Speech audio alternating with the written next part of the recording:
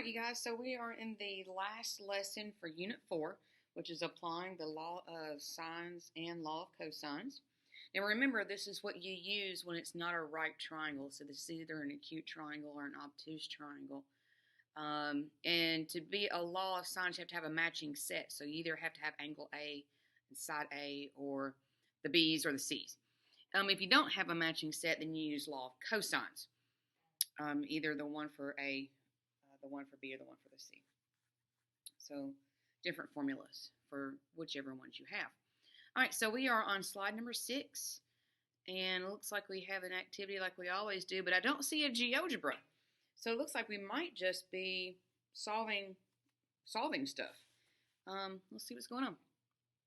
All right, so the question number 1 says, in triangle ABC, angle A is 35, angle B is 60, and the length of AB is 6. Well, remember, it's the letter that's missing that what we have, so we actually have little c here. Little c is 6. And I'm looking for, find the length of side BC. Well, remember, it's the letter that's missing that I'm looking for, so I'm looking for little a. All right, so I'm looking for little a, and I've been given angle A. I've been given angle C, but I don't have angle C. But it says use the law of sines, which means the first thing I have to do is find what angle C is. Now, this goes back to the rule that we went over back in Unit 3. No, back in Unit 2. 3 angles of a triangle equal 180 degrees. So to find the missing one, I'm going to take 180 and subtract the 2 that I have, and that will give me angle C. So let's see, 180 minus 35 minus 60. 180 minus 35 minus 60. Looks like angle C is going to be 85 degrees. 85 degrees. Now the reason why I did that is because I need to have a matching set to be a law of sines. I've got angle C now, and little c is a 6. All right, so I'm looking for little a, and I'm being given angle A. So the formula I got to use for law of sines has to have A's and C's in it. So I'm going to use my equation editor so you guys can see what that's going to look like, especially for you visual people. Oh, I messed that up. Let me try again. All right, so got that equals, okay, so it's going to be sine A over little a, sine C over little c. So again, that's the formula I'm using because I have both of my c's, and I am looking for little a because it says to find the length of BC. Well, the letter that's missing is A. I'm looking for little a. All right, so now I'm going to do equation editor again to fill in the information that I do have. So let me get my proportion. I'm going to move this down so you guys can see what I'm doing here. All right, so sine.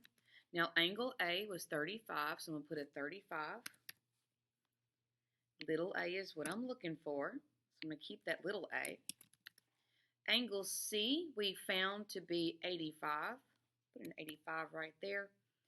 And little c, because remember, AB, the one that's missing, C, that's the 6.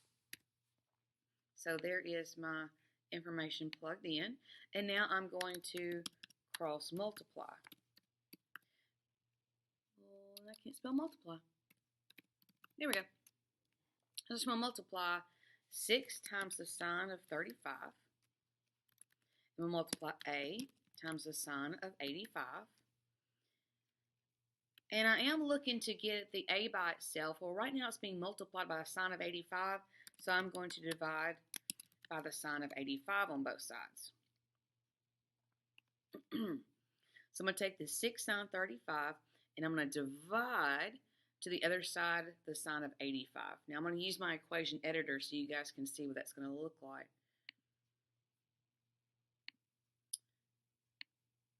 Six sine 35. I'm going to divide that by the sine of 85.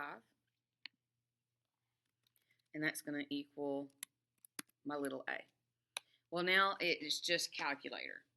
I'm going to grab my calculator over here. I'm going to do 35, hit my sign button. I'm going to multiply the times 6. Don't forget to hit equals. Now that's what your numerator is. That's your top. Now I'm going to divide by the sign of 85. So I'm going to divide 85 sign. Don't forget to hit equals. So it looks like my little a is roughly 3.454. Does it say what to round it to? It doesn't say what to round it to. So I'm going to say it's 3.45. How about 3.45? 3.45. All right, so let me see. Submit that and make sure I got all my stuff. Yep. So they did everything that I did. Awesome. Okay, question number 2. All right, in triangle ABC, A is 40.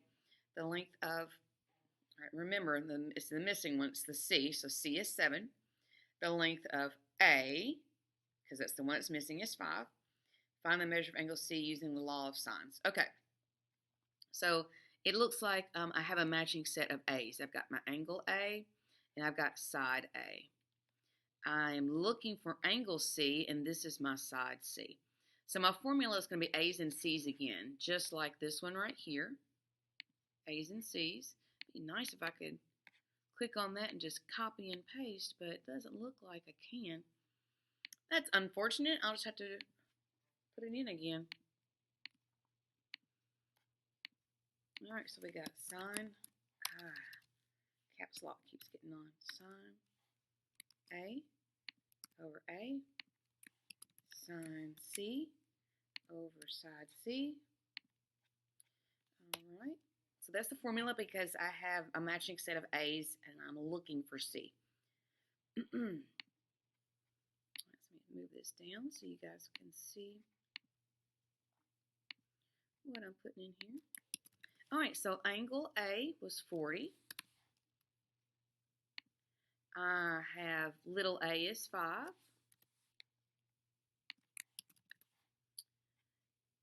Angle C is what I'm looking for. And little c is my 7. There we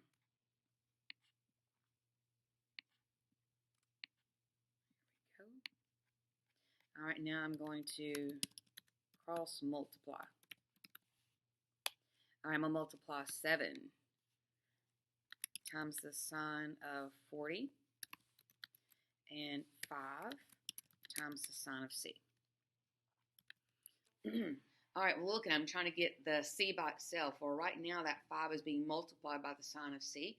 Therefore, the opposite of multiplying by 5 is to divide both sides by 5. So I'm going to have 7 sine of 40 divided by 5. 7 sine 40 divided by 5. Now what that leaves me with is the sine of c. All right, so in this chapter we've learned that anytime you look for an angle measure, you have to do what's called an inverse. You have to get that sine away from the c. And the only way to get that c by itself is to do an inverse to get rid of it. So I'm looking for one of these little thingamajiggers. All right, so I'm going to do inverse sine. Well, the first thing I got to do is do this on my calculator to see what the number I'm going to take the inverse of. So I'm going to start off with the 40, hit my sine button, times the 7. Don't forget to hit equals to finish off what's up top. Divide by 5, hit equals. Now I need to take the inverse sine of this number to get that sign right there to go away so that c is left by itself. Remember, inverse sine is that A sign button. So as soon as I hit it, I'm going to get my angle measure. There's my angle measure, 64.14. Doesn't say what to round it to. I'm going to go 64.14 degrees. And that, you guys, that's angle C. There you go, 64. Okay, they rounded it to 1.5. And technically, I probably should have done that because the 5 makes the 4 go up. Okay. Question 3, in triangle ABC, B is 50. The side length of C, because that's the letter missing, is 8. And the side length of A, because that's the letter missing, is 5. We want to find the length of B, because that's the letter that's missing, using law of cosines. All right, so listen, if I'm looking for B, because that's the letter that's missing, the formula I use has to start off with the B squared. The other one looks like a Pythagorean theorem. It's going to be A squared plus C squared minus 2, and the letters you're using, AC, cosine of B. So this is the formula I'm using because they're asking me to find the length of AC, which is actually little b, because that's the letter that's missing. All right, so I'm looking for little b, which means that b squared is going to stay exactly what it is. All right, here's where I start plugging and chugging. My little a was right here because that's the letter that's missing, so that's going to be 5 squared. Now I'm going to plug in little c. So AB is here. The letter that's missing is C. That makes this my C. So it'll be 8 squared.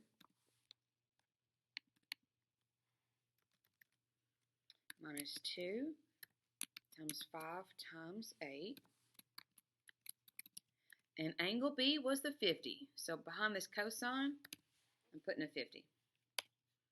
All right. So I found out that in the previous lesson, this calculator that's in Edmentum does not let me just type all this straight in, which is very, very unfortunate.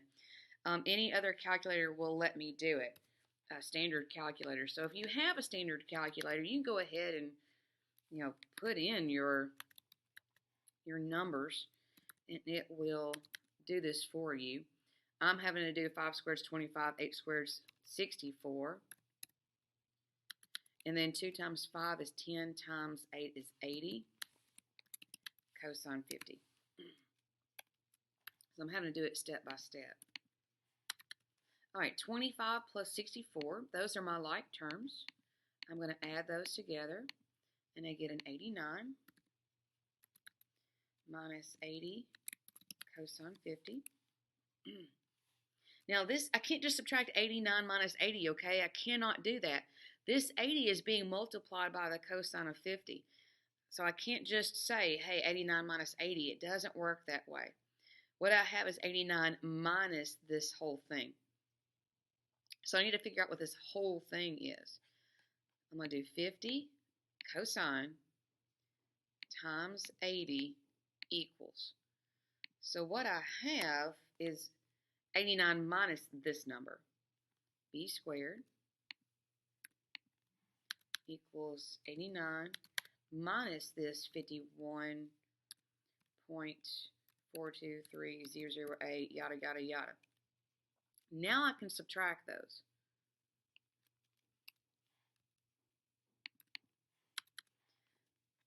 So 89 minus 51.423008. All right, so I'm looking at 37.576992. And the opposite is to square root. So I'm going to square root this number, which is just this button right here. So as soon as I hit it, I get my answer. And it looks like B is roughly 6.13. I'm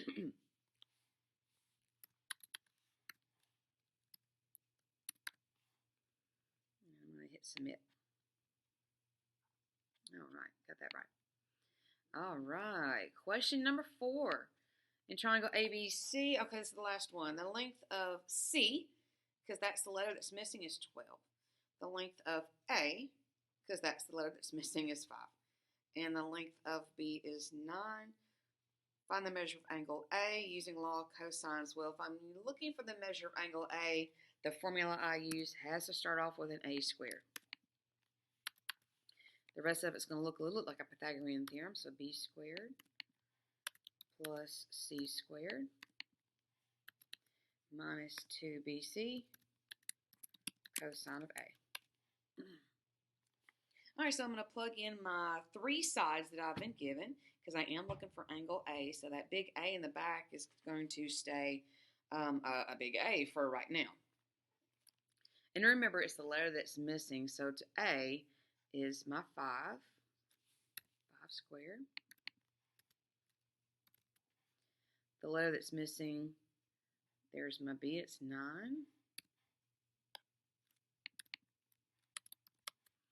C that's missing is 12.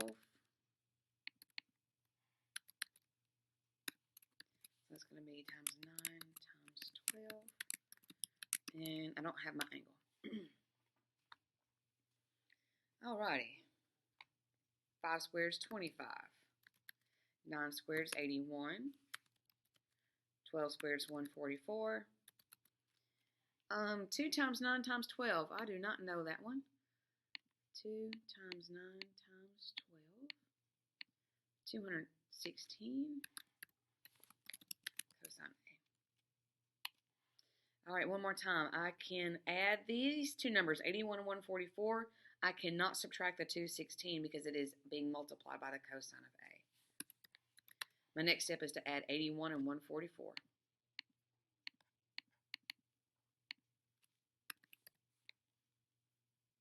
225 minus 216 cosine of A. Alrighty, you guys. Again, I cannot subtract those two numbers. They are not like terms, but I can subtract 225 to the other side to combine with the 25.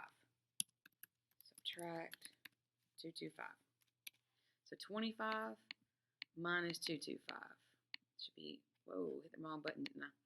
25 minus 225. It's be a negative 200. It's a negative 216 cosine of A. All right, the opposite of multiplying by negative 216 is to divide by negative 216. So I'm going to take my negative 200, which is already on my calculator, divide by a 216, which is negative. I'm looking at a decimal, so 0.925925. Oh, sorry, repeating. And that equals cosine of A. That's right. I'm looking for an angle, so I've got to do inverse. So I'm just going to do inverse cosine, this little A cosine, and there's my angle, which is roughly 22.19 degrees. And that's angle A.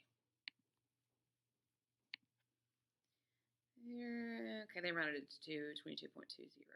Okay. Self-evaluation's 5 for that. All right, so let's see. That was slide number 6, which is applying the law of sines and cosines. So we did 2 law of sines problem and 2 law of cosines problem. And being 6 out of 15, I imagine we're going to do something else here in a minute.